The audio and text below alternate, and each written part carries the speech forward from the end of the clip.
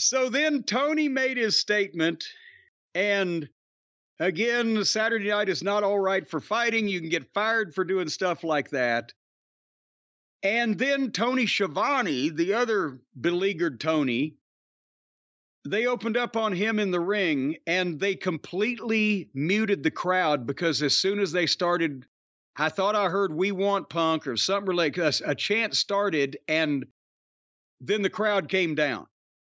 And you heard Tony's mic in the ring, and you heard him introduce Ricky Starks and Big Bill, and here they came. And once Starks got out there, they settled down. I noticed that this crowd, and especially even the pay-per-view crowd, which we'll get to, unfortunately, here before too long, they were respectful to the people in the ring that they knew they liked, they knew didn't have any part to play in the fucking deal. But this wasn't Baltimore 91. No. This wasn't We Want Flair. It wasn't, we're going to hijack everybody's match. They were respectful to the people that they liked and that didn't have anything to do with it. And they pinpointed Tony Khan and the Buckaroos as the people responsible for them not seeing what they thought they were going to fucking see when they bought the tickets. So they were a respectful, rowdy crowd. But anyway, Starks came out, and this promo, he was venting because now this was apparently supposed to be Punk.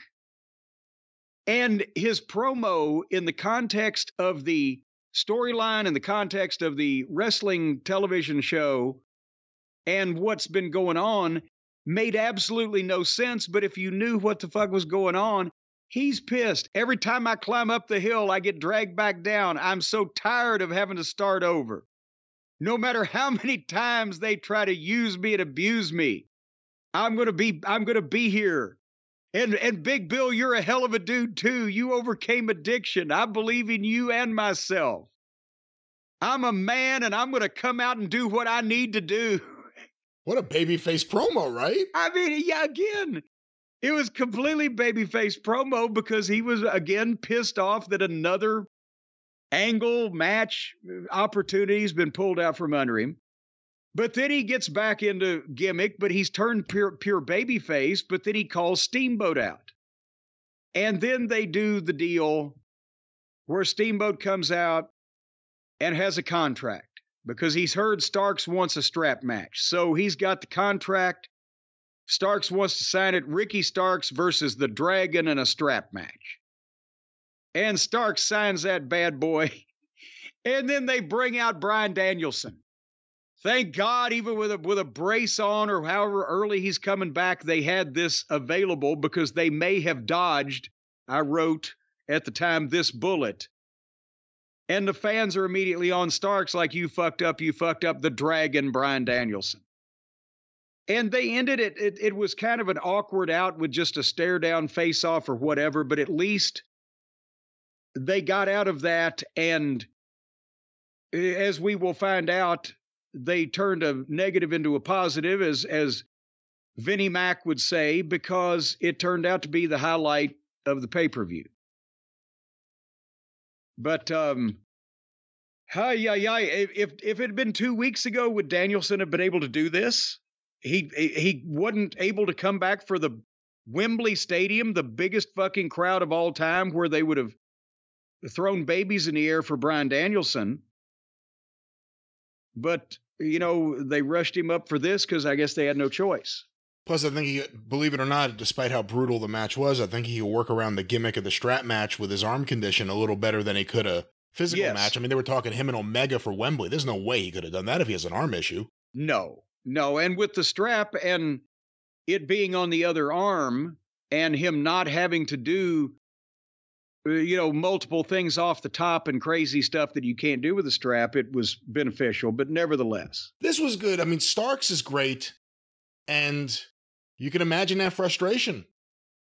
You know, he was about to have the run with CM Punk.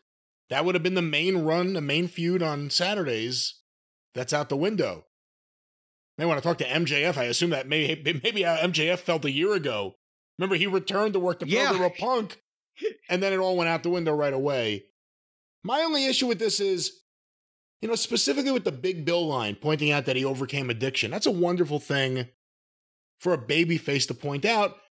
Yes. You want to cheer Big Bill at that point. You want to cheer Ricky.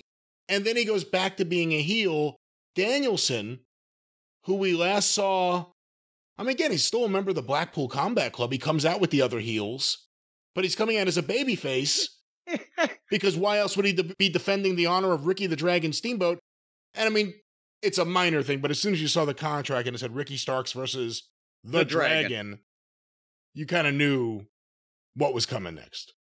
And that's but there's nothing wrong with that. Well, yes, there is. There's nothing wrong with right in that moment. In that moment, but there is something wrong with the fucking heel member of the top heel group, the Blackpool fucking Fellowship, comes out to a Raven babyface response against the heel who's been doing dastardly shit, who just finished talking about how much perseverance he has and how great a guy his fucking henchman is.